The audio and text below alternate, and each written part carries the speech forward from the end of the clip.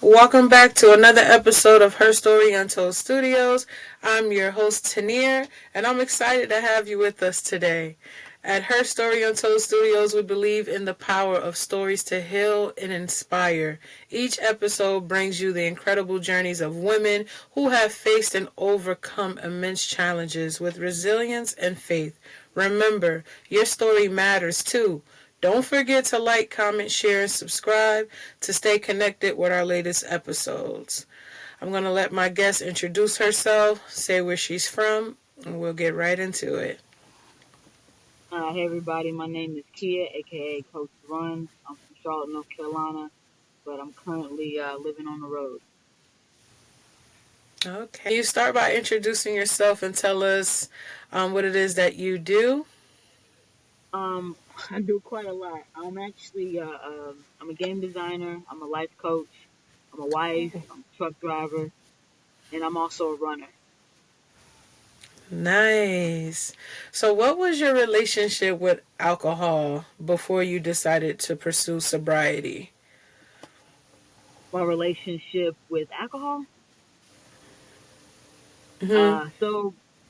So basically, uh, it wasn't a good relationship. Obviously, it was the kind of relationship where you don't know it's an issue until it's an issue. Um, I would say for, I've been together about 9 years, so total about 8 years. Um, it was an issue, it was a problem. I didn't really recognize it or realize it at the time. I knew that I had some sort of a problem, but then again, it's like that battle of do I or do I don't? You know what I mean? Um, Right. but it was basically me being a social person. I didn't really think it was an issue because I like to have fun and it was always in a social setting. So, in those times, it's like never considered you have an issue because, hey, we're just partying, we're just having a good time. When in all actuality, those social environments became more of every day after work. Now it's every day after work and on the weekend, you know. Right. So at those times, that's when I realized, okay, yeah, something seriously wrong.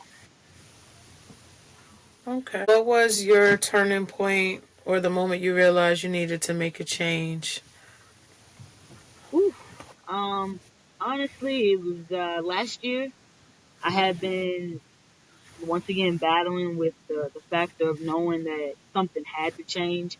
I'll tell you, you know, not only with my wife telling me, but my grandmother. She passed away October last year, October 21st. But before she passed, she even mentioned to me like, "Hey, kids, just drinking is not for you. It's not for you. It's just not something that you can handle. Like, not everybody can. It was getting to the point where I'm blacking out. I'm already a clumsy person, so to fall and Right. then wake up the next morning and I got all these bruises on me and I have no idea what happened. You know what I mean? Mm-hmm. But the turning point ultimately came when me and my wife decided to become truck drivers. And I remember it was a night where we had got off of our truck and we had gotten to a city to meet some friends, and it was late. I think it was maybe like 1 a.m. And the bar closes at 2. So I'm trying to throw back as many as I can before 2 o'clock. You know, After 2 o'clock, we ended up going back to our truck to kind of sleep it off or whatever. I remember falling out of my truck, just missed the step and fell out, like literally fell back. And when I fell back, I didn't realize I was hurt until, I felt blood come from my head or whatever. My wife, had to patch me up. But in that moment, it made me realize, like, wait a minute, kid. What you've been doing leading up to this new career, you can no Mm-hmm. longer do. You know what I Right. mean? Like I got this 75,000 pound truck that I'm hauling and I'm driving, and I can't have that same lifestyle that I was having before.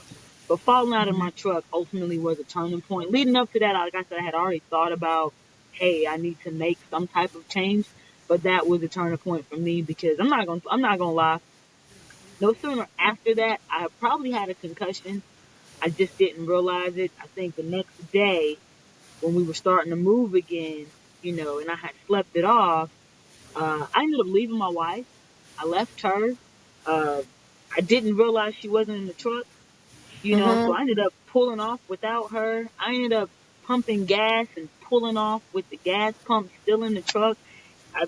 I think I may have had a concussion, but it was just after that day, I had a self talk with myself and I realized, okay, yeah, we just got to give this up. Right. Now, was it hard for you to stop drinking when you first made that decision? Um, well, because like even leading up to that point, I had tried, oh, let me just try wine, and then that didn't work. I ended up drinking bottles of wine. Oh, well, let me try light beer, and then those light beers would essentially turn into like a still a 12 case. Or, let me just have the little small bottle of liquor, and then it's like, it's nothing would, nothing would work at that point. Once I made the decision to completely stop, there was a company called Three Spirits, and it's a non-alcoholic company.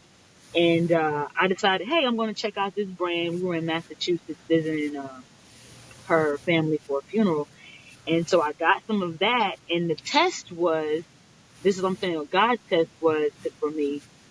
Okay, you said you want to quit.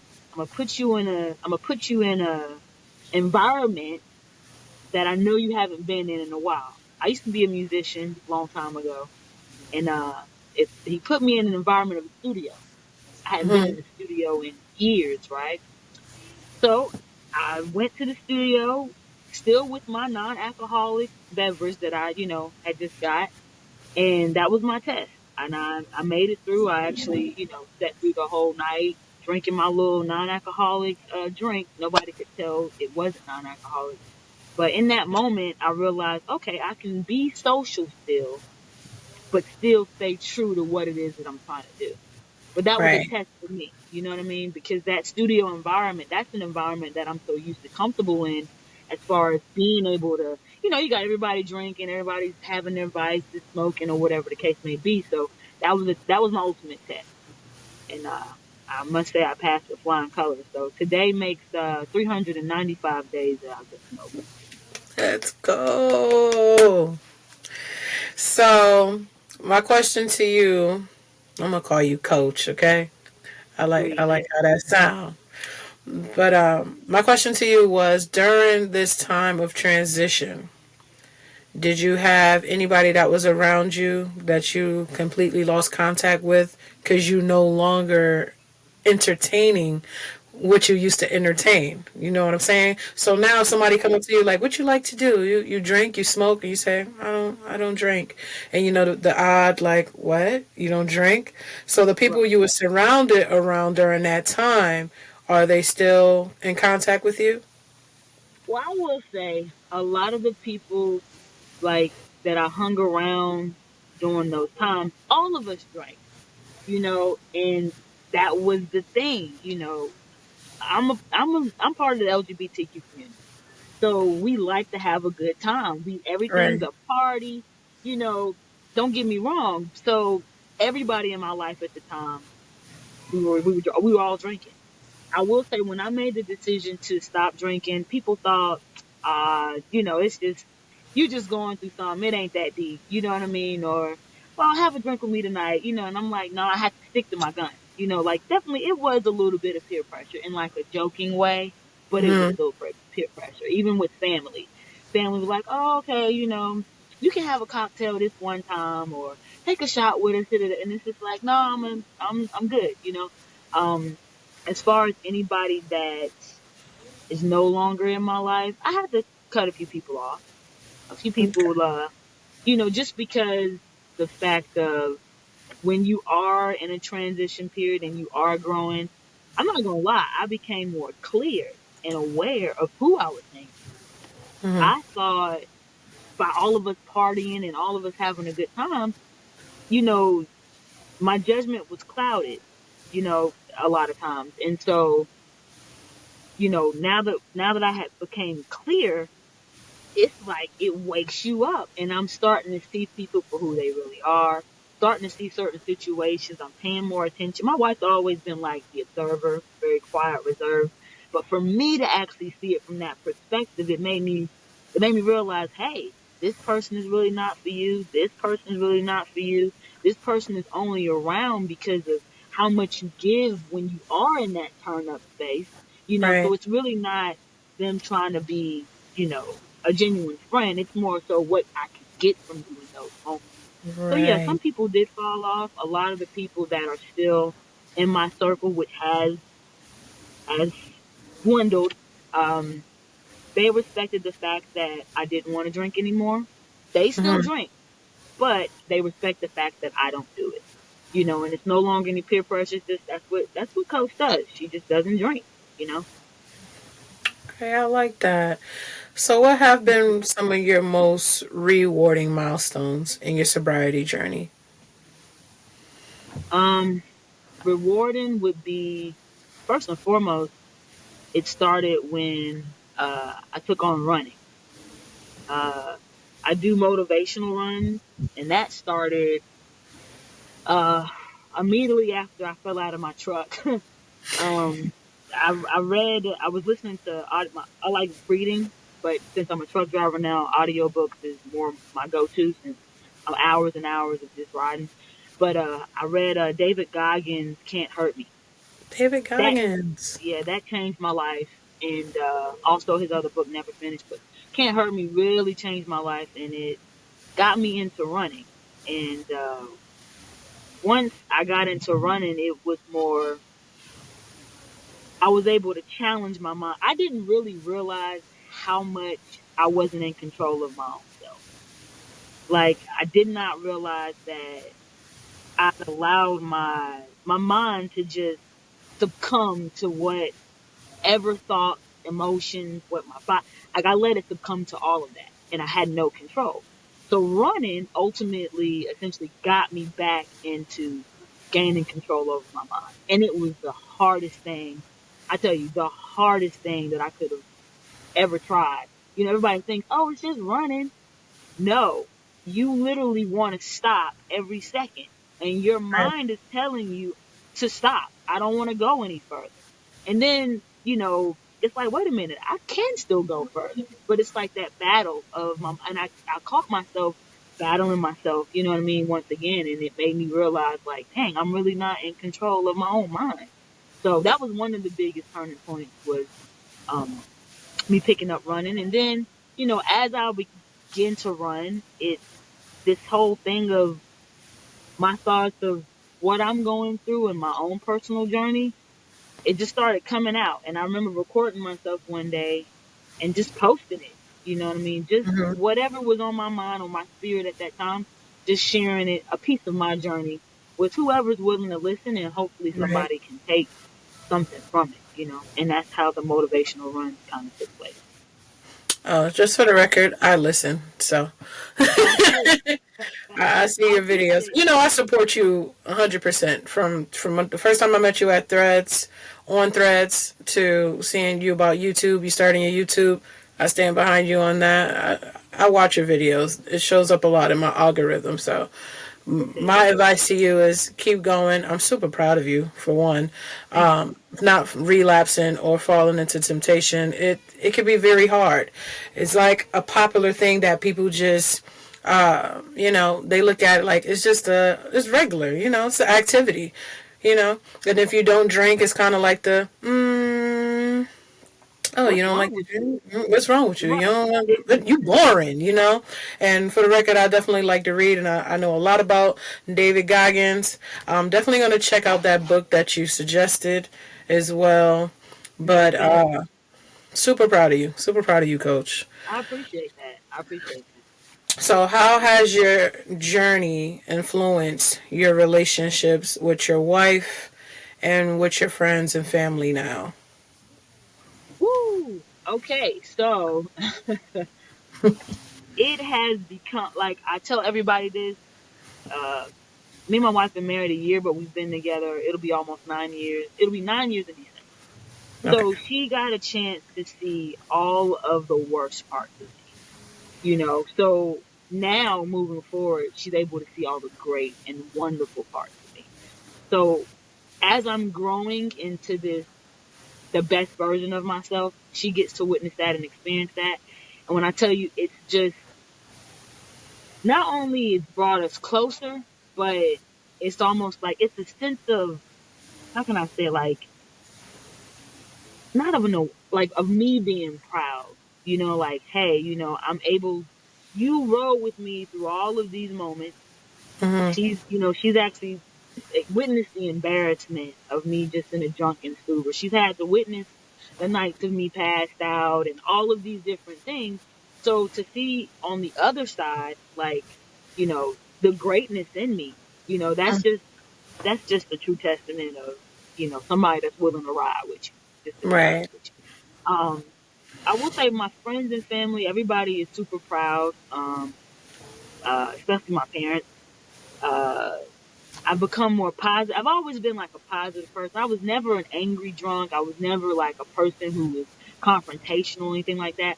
I was always a happy-go-lucky person, but I will say with me becoming more sober, I'm more positive. And that was another thing with gaining control over my mind. I don't think the same way that I used to. Not everything is immediately going to a negative thought. Now it's more so everything is positive. There's not a negative thought in me at all. And so that changed the trajectory of my life as well, and now it's starting to kind of spread where, I get the call from my mom and she's like, gee, I just love talking to you because you're just so positive, and I'm just like, that's the way to be, you know what I mean? And I wouldn't change that aspect about my growth and my journey. I think that's another thing that kind of rubbing off on people, Mhm. especially my friends. They're starting to see, wow, if she can go from this to this, as a matter of fact, I actually just had someone message me on Facebook last night, and Mhm. he's a good friend of mine from years ago. I haven't spoken to him in a while. He messaged me, how did you stop drinking? It's a scary start. So he said something about how do you stop drinking, but it's scary to start, and it's like, wow, whatever I'm doing, it's rubbing off in some shape, Right. form, or way. You know what I mean? But even from friends that I haven't heard from, uh, and that's changed me into uh, how I got into life coaching. That was another thing.